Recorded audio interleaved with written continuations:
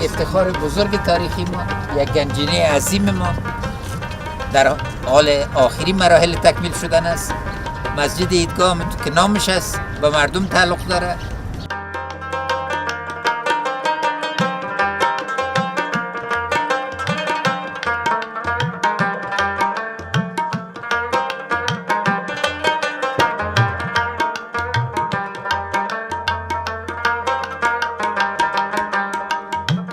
جای افتخار ماست که اعلان استقلال ما را قهرمان ملی ما غازی امیرالمؤمنین الله خان اعظمی کرد.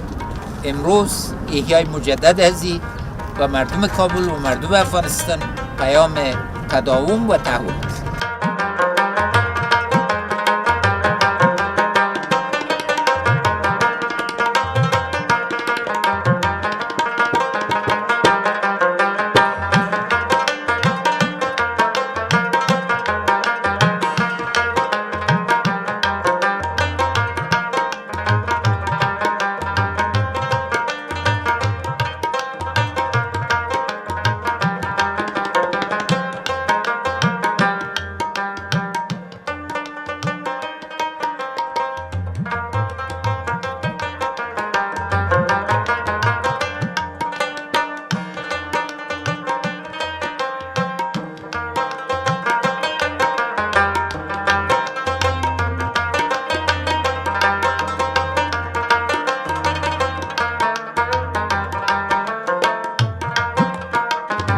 هر کسی که انفجار رو انتحار میکنه در مقابل مردم، خاصتا در مساجد و مردم ملکی ما، واقعا بیخبر است.